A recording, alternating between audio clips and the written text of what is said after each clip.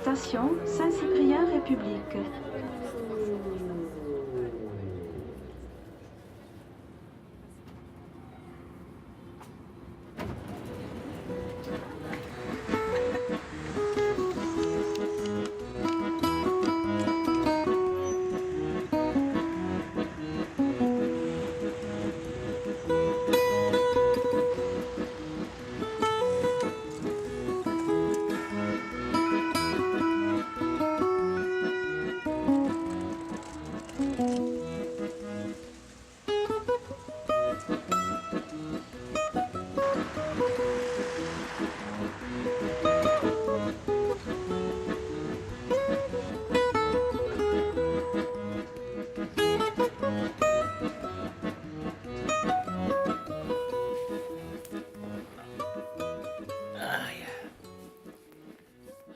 Donc, redites-moi Saint-Cyprien en 2 phrases.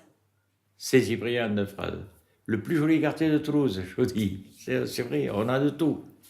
On se croit à la campagne, on est à la ville, on a des transports, on a des cliniques, on a des écoles. Puis c'est un quartier agréable, il y a encore des personnes âgées où on rigole, quand ils parlent par toi et tout, on se marre. Mais en fait, c'est de moins en moins ça quand même. Quand je suis arrivé, je trouvais que c'était un quartier sympa, calme, avec tout ce qu'il faut aux alentours, comme si on était en plein centre-ville, avec les restaurants, les supermarchés, les bars. Voilà, donc très bien, j'ai adoré. Puis c'est pas classe, quoi, tu vois. C'est pas le quartier... Enfin, ça pète pas plus haut que son cul, quoi. C'est simple, mais c'est joli. Enfin, j'ai le droit de dire ça. C'est pas trop vulgaire. Je suis arrivée place de l'Estrapade. C'était comme mon petit village. Ça a été mon petit village tout de suite. On est arrivé dans le quartier il y a à peu près 8 ans. Et ce quartier, on ne le connaissait pas du tout. On est arrivé de l'autre côté du pont. Donc traverser le pont, c'était toute une histoire. Pour moi, ma première vision de Saint-Cyprien quand j'arrive, c'est le parc des abattoirs, c'est le musée des abattoirs parce qu'on y était allé, et c'est le resto de Carmen en face. Qui n'existe plus. Qui n'existe plus. Ouais, on va dire le marché, les vides-greniers et la musique. Mélange et authenticité. Ça, c'est profond, ça. Je pense qu'on va être... Une chose à dire sur le quartier aussi, c'est que, voilà, en traversant le pont, on tombe forcément, fatalement, sur un grand carrefour très rempli de voitures avec un trafic qui fait peur, allée Charles de Fitte, avenue Étienne Billière. Et finalement, rapidement, quand on y vit, il faut quelques semaines, on s'aperçoit qu'il y a énormément de places, de placettes, de parcs, des petits parcs, des grands parcs comme le Jardin Raymond VI. Et voilà. Et rapidement, on oublie complètement ce grand axe qui fait peur.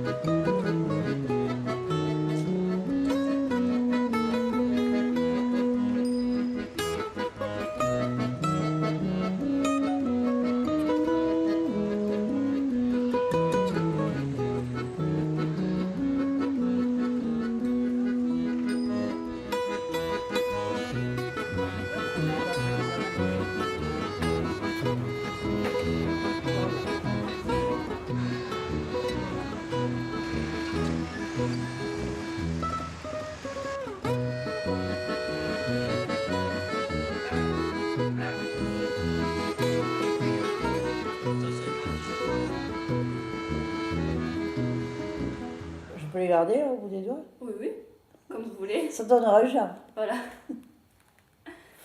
Du coup, vous êtes prête? Oui. Ouais. Est-ce que vous pouvez me dire vos premières impressions que vous avez eues du quartier? Est-ce que vous vous souvenez quand vous êtes arrivé? Qu'est-ce que c'était pour vous ce quartier Saint-Cyprien? Bon, le quartier Saint-Cyprien, d'abord, où je me trouve, rue Sainte-Lucie, lorsque nous avons construit, c'était une vigne. Il y a 30-40 ans encore, c'était la campagne, pas loin d'ici.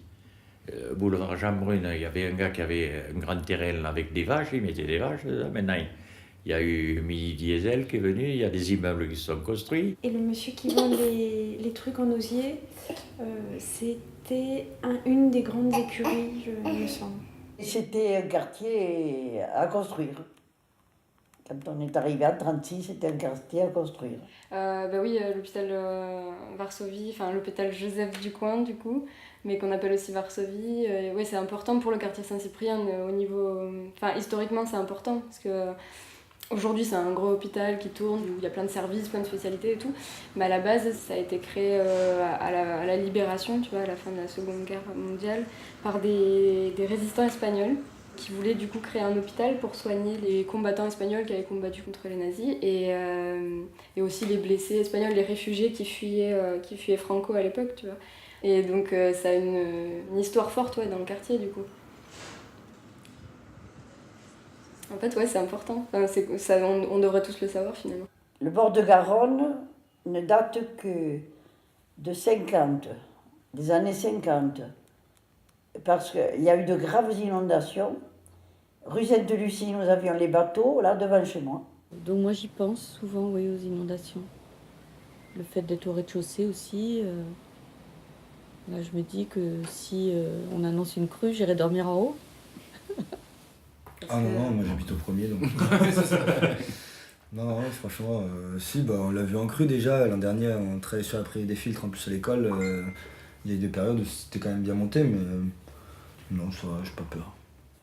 Et après, il y avait aussi des petits folklores. Les animaux, au lieu de les amener en camion comme maintenant, aux abattoirs, on les amenait comme qu'ils les amènent à la prairie. C'est-à-dire un vacher ou deux, et avec un aiguillon, et on les pousse. Et quand ils arrivaient près de l'abattoir, il y en avait un ou deux qui sentaient le sang, ils foutaient le camp, n'importe où.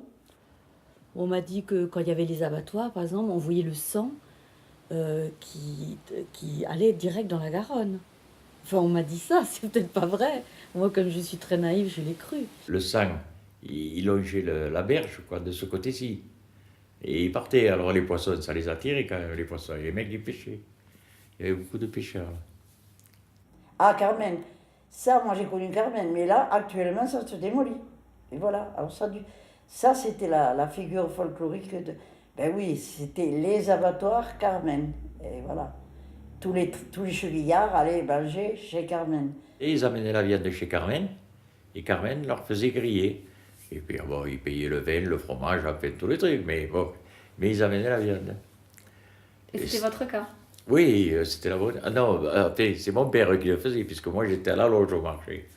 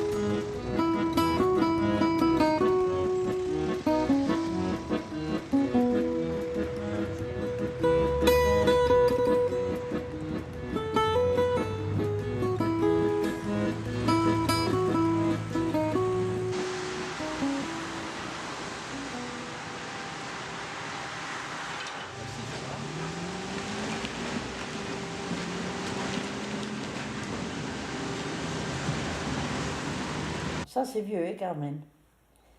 Et oui. Vous y mangiez? Non, j'ai mangé chez Raymond, par contre. Raymond aussi, c'était une figure de la place. Lui aussi, comme c'était un restaurant cantine. Il y avait longtemps qu'il y était. On y mangeait. Alors, c'était ni le restaurant, ni la cantine. Mais par contre, on mangeait bien. C'est fermé, Raymond? Oui. Chez Carmen, c'est fermé. Non, chez Carmen, c'est fermé, c'est démoli. Oui. Et chez Raymond, a fermé. Ah bon, je savais pas. Je disais justement, il faudra que j'y retourne. Mais c'était ouvert il y a pas très longtemps. Hein. Ça a fermé il y a 3 semaines. Ah bah oui, parce que il y a pas très longtemps encore, j'arrive et je me suis dit, tiens, il faudra que j'y retourne. Ben voilà, il a pris sa retraite, Raymond.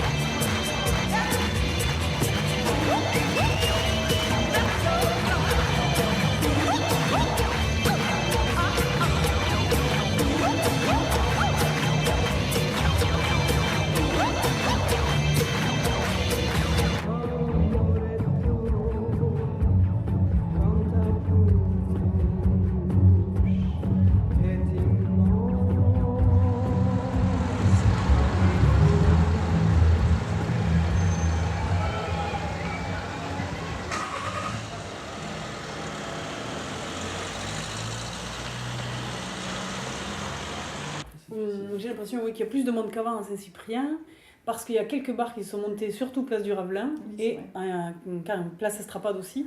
Et là, vraiment, on sent, vraiment, moi qui habite de l'autre côté du pont, enfin de ce côté-ci, je sens bien les jeunes qui arrivent par ici, même les gens qui arrivent en bande pour aller prendre des tapas, boire des coups. Et je pense qu'il y a 5-6 ans, ça y était pas tout ça. Je pense pas que ça y était. Oui, il y a le marché aussi, le marché Saint-Cyprien qui commence et qui a tenté, et ça a très bien marché, d'ouvrir un nocturne. Ça a parfaitement marché. Quand j'étais à Toulouse, il y a tout le monde qui cherchait le centre, et là, il y en a pas mal qui préfèrent aller à Saint-Cyprien plutôt que de rester dans le centre. Bah moi, tu vois, hier, je passais place du Ravelin, je crois, à côté des abattoirs, et j'étais choqué, il y avait du monde partout, il y avait plein de bars ouverts, ça a l'air sympa. Je me suis dit que j'irai peut-être moins loin que chez tonton la prochaine fois. Genre j'aime bien quand ils font des trucs dans les jardins des abattoirs, tu vois. Genre, j'ai la fiche là.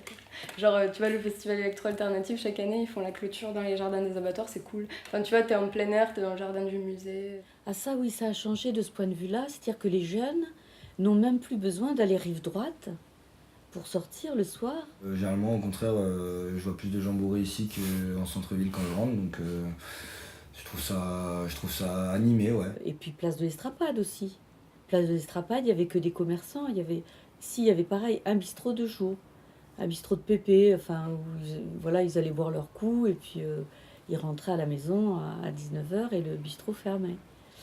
Et maintenant, il y a je sais plus, place de l'Estrapade, tu connais ? Le Vasco. Le Vasco. Après, il y a plein de restos sympas.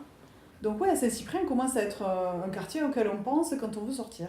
Ça devient un réflexe peut-être. Et par les grands jardins qu'il a, c'est-à-dire le jardin Raymond VI ou la prairie des Filtres, là aussi, d'ailleurs quand on passe le pont à pied, on en voit autant qui passent le pont dans l'autre sens. Oui. Donc,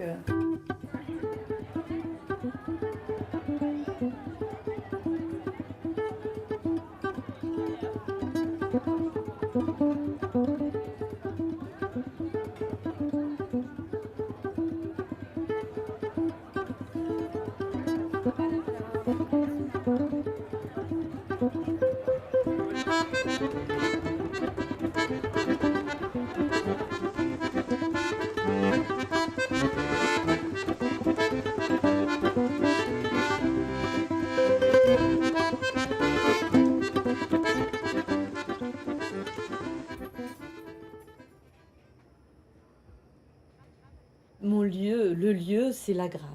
La Grave, parce que j'ai accouché là, mes 2 accouchements. J'y suis allée à pied. Accoucher à pied, c'est quand même pas donné à tout le monde d'aller accoucher à pied. Et un lieu emblématique, dans le coin, moi je vois la place du Ravelin. Parce que ça fait petit village là, avec tous ces platanes autour. Mais il vous faudrait venir c'est jeudi aujourd'hui, vendredi matin, place du Ravelin. Là, vous allez rigoler là. C'est mes mecs, 90 ans, mon pauvre, les amours, elles sont toujours en train de déconner. J'avoue que je suis gâtée de tous les côtés. Par les cliniques, ça aussi, ça se regarde quand on habite un quartier. Vous n'avez plus qu'un coup de téléphone à passer et vous êtes tout de suite sur lieu et place. Non, mais c'est là où il y a le plus de médecine sociale, c'est là où t'as Claudius Rego qui est maintenant à la Cité de la Santé, t'as toute la médecine sexuelle, les IVG, les trucs comme ça, Joseph Ducoing aussi, t'as la maternité, t'as plein d'activités au niveau de la gériatrie, des personnes âgées, où je travaille. Et t'as la dictologie, enfin tu vois, les trucs comme ça. T'as de la psychiatrie aussi à la Grave pour les enfants autistes et tout. Enfin, tout ça, tu vois, c'est assez social, quoi. C'est de la médecine pour les gens. Voilà. Et en soi, ça va super bien avec Saint-Cyprien, tu vois, quand on y pense. Est-ce que juste tu pourrais me dire la culture à Saint-Cyprien, tu l'as... La culture à Par exemple, tu Saint-Cyprien. vas au château d'eau de temps en temps, aux Ouais, abattoirs? j'y suis allée de temps en temps. Les abattoirs, moi, l'art contemporain, c'est pas du tout ma tasse de thé. Non, c'est pas genre les abattoirs, j'y vais quand il y a de la techno, tu vois. Mais sinon, j'y vais pas. Ah, je trouve qu'il se passe pas mal de choses. Hein.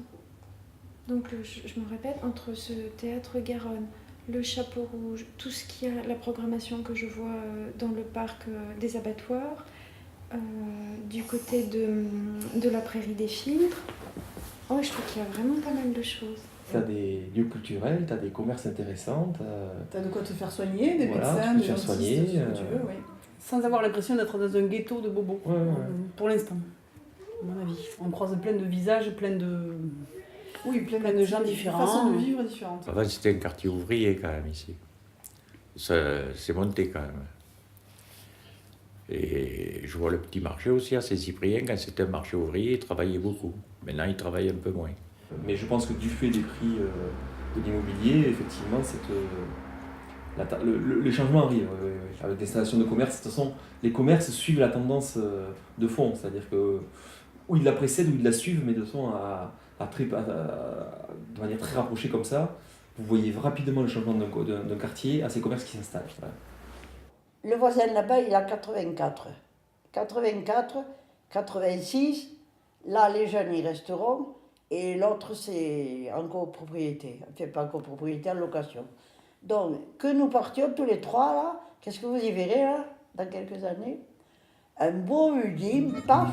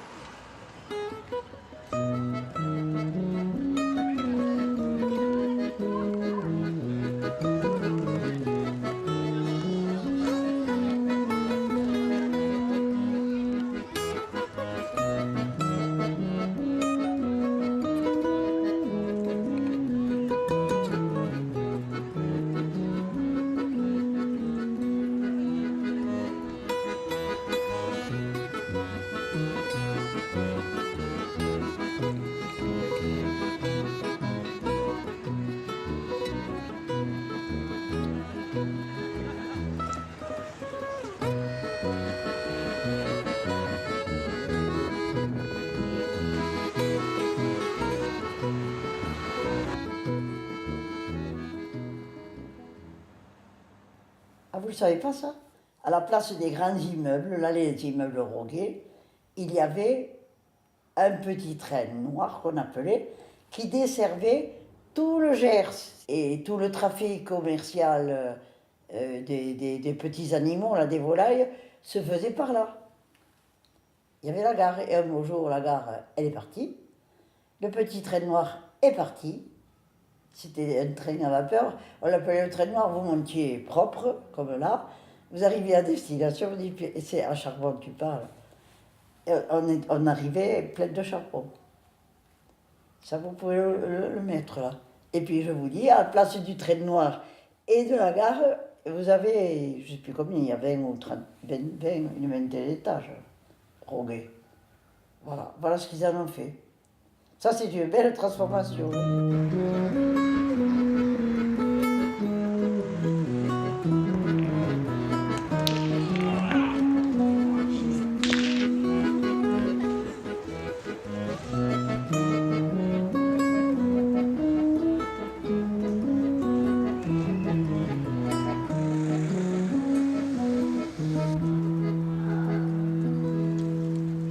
Est-ce que tu sais où est-ce que tu habites? Comment ça s'appelle ici? Oui, c'était Roguet. C'est un petit village où tout le monde se connaît, les gens se côtoient, se disent bonjour. On s'appelle pour beaucoup par nos prénoms. Je veux dire, et ça, c'est des choses qu'on ne voit pas ailleurs, autre qu'ici. C'est-à-dire qu'il y a encore ici une échelle humaine qui n'est peut-être pas dans un autre quartier. Est-ce que vous voyez partir de la cité Roguet de Saint-Cyprien un jour? Non. On aime la cité, on aime le quartier et on ne partirait pour rien au monde. Quoi. Parce que c'est devenu notre chez nous. Quoi. Je ne bougerai jamais de Saint-Cyprien. Peut-être que je quitterai Toulouse, mais si je reste à Toulouse, je resterai dans mon village. Un peu bohème, je dirais. Un peu bobo, oui. Aussi. Plutôt bohème. Moi, ça me fait penser au 20e à Paris. Un côté un peu populo et puis un côté, ouais, clairement bobo aussi. Il y a un côté populaire que j'aimais bien, parce que moi j'habite à la Courneuve avant de venir à Toulouse. Et là je le retrouvais bien en fait, avec la mixité des gens et tout, j'étais contente. Le côté populaire un petit peu du quartier tente à se marginaliser au profit d'une boboïtude grandissante, on va dire, qui nous va bien quand même. Mais il ne faut pas perdre la mixité. Voilà. Quand tu arrives par le Pont Neuf, tu vois, tu as toutes les boutiques afro et là tu as l'impression d'être dans le quartier Matongué de Bruxelles où c'est tous les Congolais, tout ça, avec tous les restos, les coiffeuses afro et tout ça, les boutiques. C'est juste un endroit à Toulouse où t'as, j'ai pas 10 coiffeurs africains qui se tiennent en 150 mètres. Et après quand tu avances un peu plus, bah, ça te fait penser...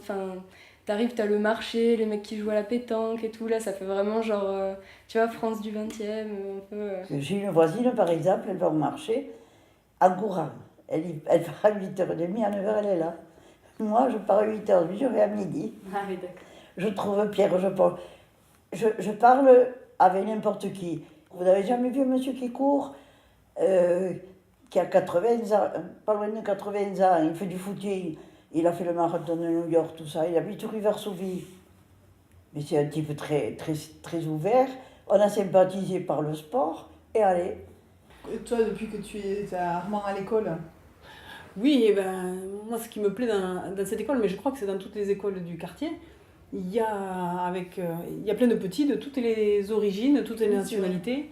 Des Anglais, il y a un Japonais, plein d'Espagnols. Des Russes, nous on a des Russes. Moi j'ai un Serbe. Arabe, japonais. Ouais, c'est des gens très divers. Donc on dirait que le monde s'est donné rendez-vous à Saint-Cyprien. C'est ça.